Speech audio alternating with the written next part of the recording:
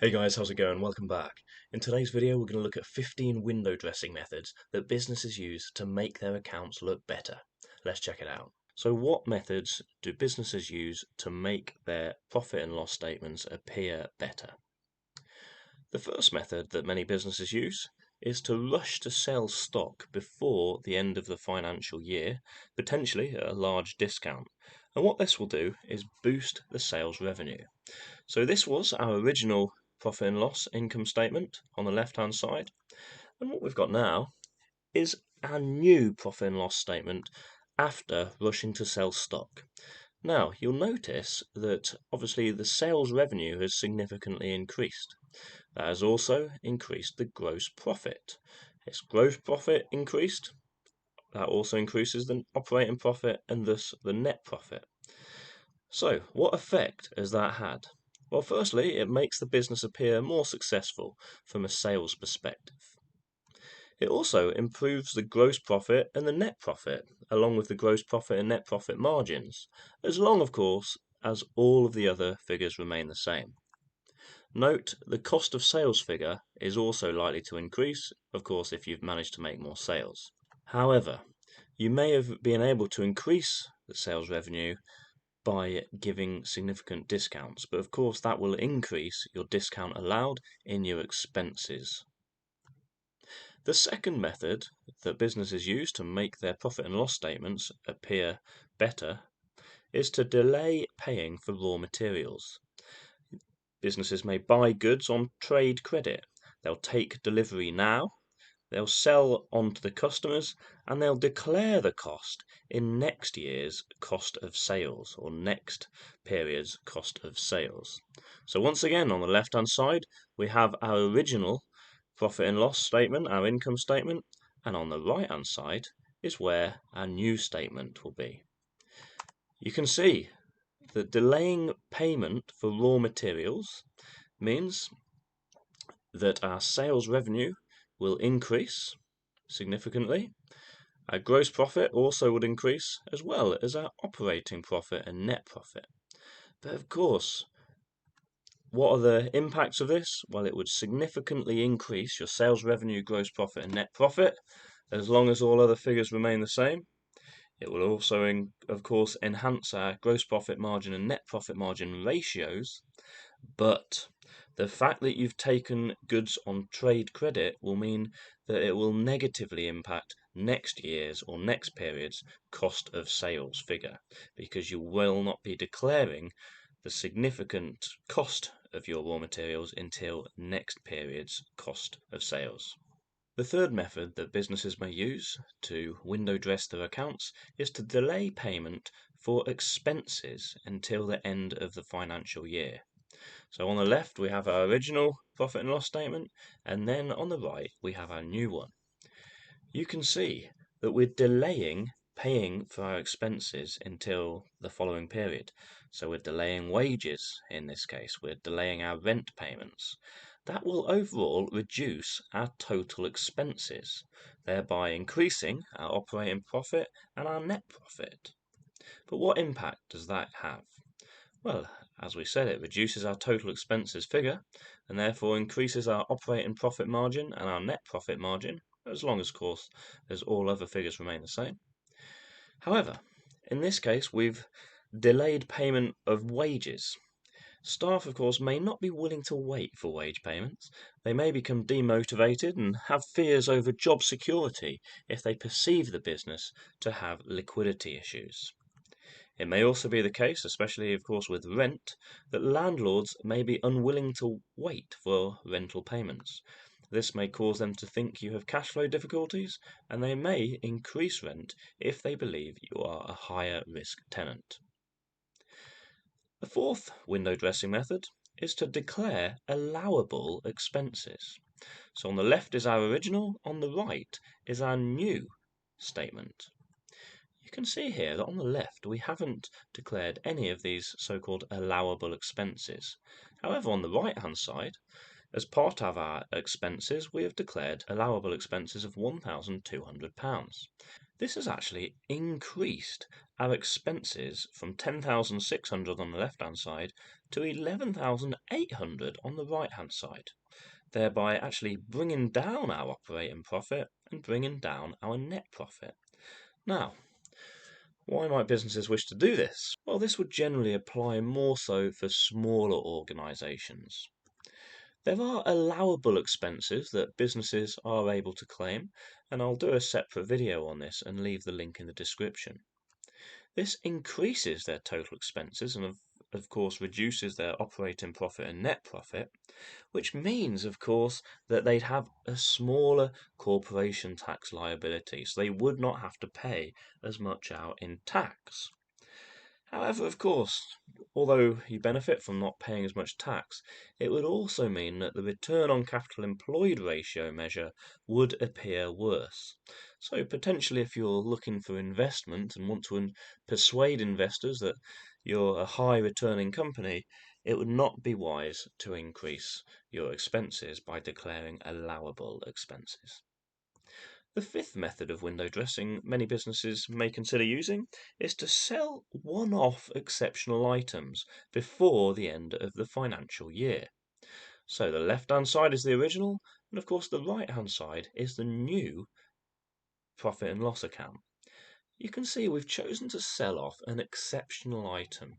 This is an item that belongs to us, it's an asset to us, but of course we've chosen to sell it off in order to generate one-off exceptional profit. Of course, we can't repeat this year in, year out, because once the asset has been sold, usually, unless you use sale and leaseback, you are unable to continue using the asset. You can see, of course, it's increased the net profit significantly, although all the other figures have remained the same. So just from selling an exceptional item, what has the impact been? Well, significantly increased the exceptional items figure and therefore increases the net profit. It will, of course, for that specific year, improve the return on capital employed measure, and it makes businesses appear more attractive to potential shareholders or to investors. Having made more profit, albeit through the sale of an exceptional item, the return on capital employed measure would look better.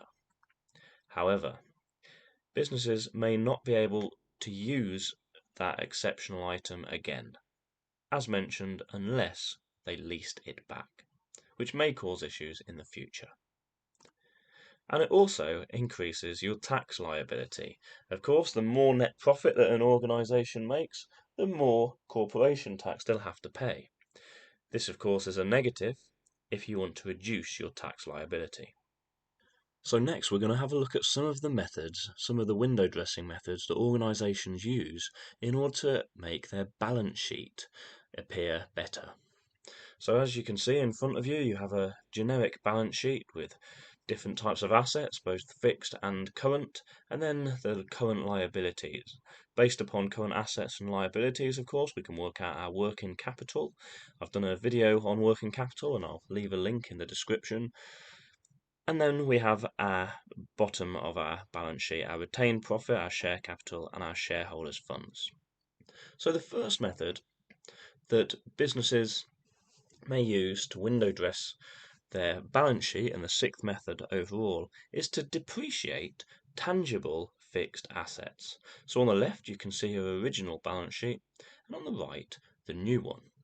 So by depreciating tangible fixed assets, we can see that our fixed asset figure has gone down substantially, in this case £10,000 to 50,000.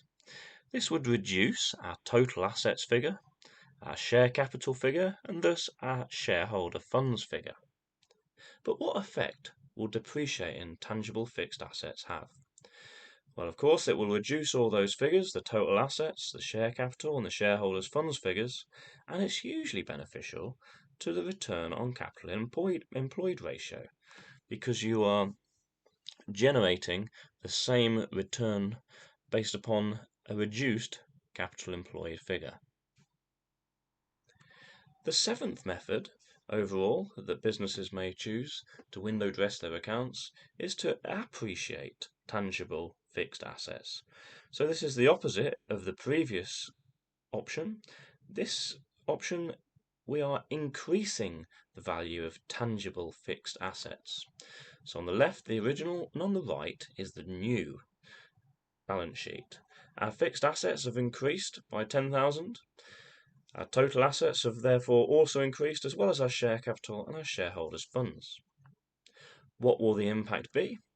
Well, it will of course be detrimental to the return on capital employed ratio, because you'll be generating the same return shown in the profit and loss account, but with an increased capital employed figure. However, why would we do this? Well, it may be done before a valuation. If the firm is hopeful of being taken over, or if the entrepreneur, the owner, is hopeful of a sale of his or her firm, they may wish to appreciate the tangible fixed assets because it will show the business as more valuable overall.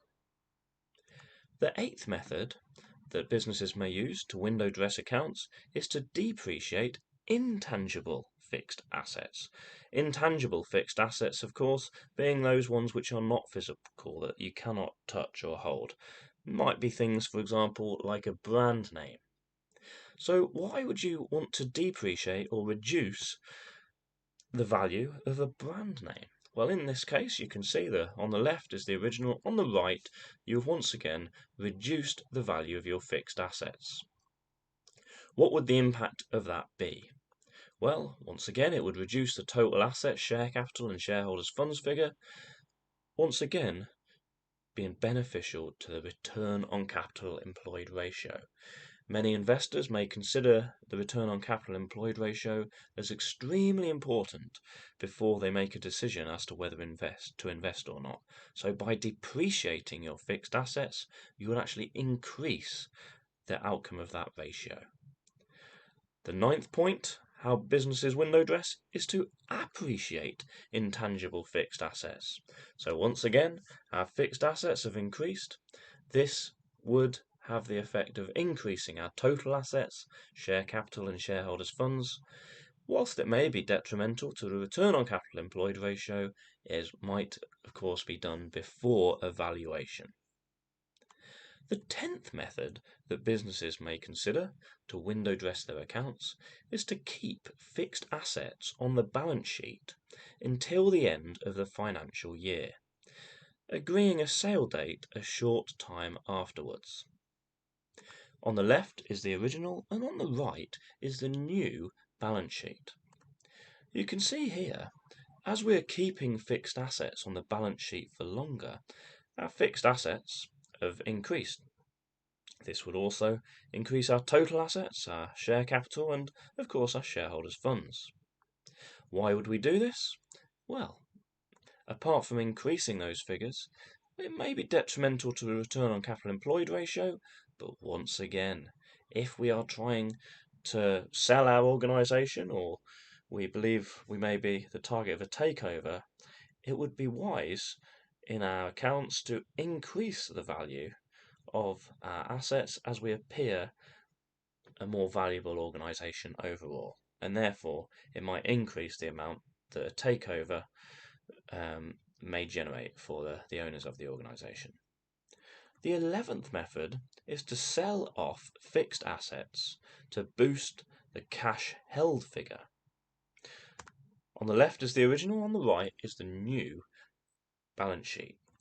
So in this case, we're going to sell off fixed assets, and the benefit of that, in this case, we've sold 10,000, would be that our cash would also increase by 10,000.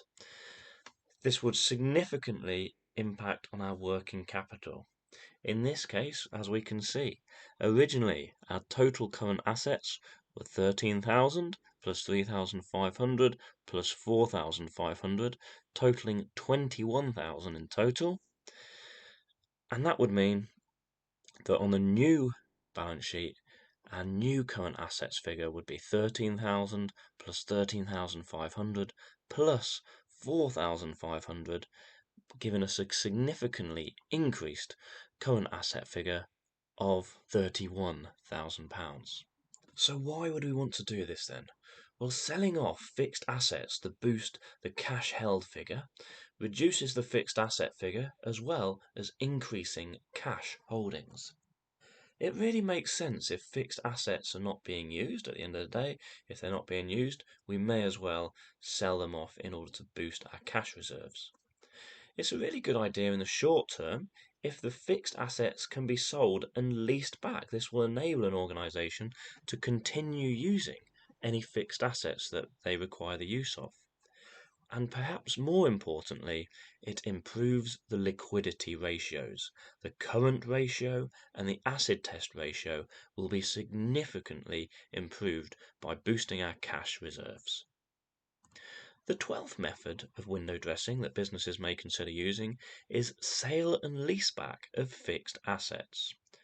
Here is the new and improved, some may say, balance sheet on the right hand side. And what has happened? Well, we've reduced our fixed assets figure, we've sold them off, and now we're leasing them back. Of course, that would increase our cash holdings and significantly benefit our working capital. So why would we want to do it? Well, apart from reducing the fixed asset figure and increasing our cash holdings, it once again makes sense if fixed assets are not being used. It's a good idea in the short term, especially if we can lease back, and it improves our liquidity measure. Is it always possible to lease back assets that we've sold? The answer is, of course, no. It's important that we establish whether it's going to be possible to lease these assets back before we commit to a sale. The 13th method of window dressing businesses may consider using is to overvalue their stock. On the right hand side is the new balance sheet. What has happened is we've valued on the left hand side our stock holdings at 4,500. On the right hand side, that figure has increased to 9,000. This may be because there's suddenly been a change of trend in the market, and therefore any stock we're holding would be, of course, of a greater value. You can see the change it has. We've increased our working capital. We've also increased our total assets, our share capital, and thus our shareholders' funds. So the effect it would have, well, as we said, it would increase the working capital figure significantly, showing benefits to the liquidity of an organization. It would improve the current ratio, but it would not actually increase the acid test ratio, because in the acid test ratio, of course, we take away the stock. It would increase total assets, share capital, and shareholders' funds, and of course, therefore, this suggests that it may be a wise thing to do before we have a valuation. The 14th method, on the flip side, is actually to undervalue stock. On the right hand side, you can see this in action. The stock used to be worth 4,500, but we have valued it now at 2,500. This actually reduces our working capital, our total assets, our share capital, and of course our shareholders' funds. So why on earth would we want to do this? Well, it would reduce the working capital figure, and it actually reduces the current ratio, as we said. But it may make the acid test ratio appear better if the business is holding less stock. However, potentially the most important factor is that it improves our return on capital employed ratio. Now, how much it will improve the return on capital employed ratio depends on how much stock an organization generally holds. And the 15th method of window dressing is to keep bad debtors even though there is little to no chance of receiving payment. So you can see here on the left is the original, on the right is the new balance sheet. Many businesses may write off bad debt. However, by keeping on bad debt in our balance sheet, our debtors figure is artificially increased, our working capital is also increased, our total assets also increased, our share capital, and of course our shareholders' funds. So why would you want to keep bad debt on your balance sheet even though there's little to no chance of receiving payment? Well, it increases the working capital figure significantly in this case. You can see it's gone up from 12,000 to 17,000. It improves also the current ratio. It increases the total assets, share capital, and shareholders' funds. Well, of course, if we're after a good valuation, that can be hugely beneficial. And it also ensures the business appears to be more liquid than it may otherwise be. The liquidity ratios are some ratios used by investors. So if an investor is looking for a company which is highly liquid, then keeping bad debtors on your balance sheet may be beneficial. Thanks for watching the video. Make sure you subscribe for more money and finance related videos.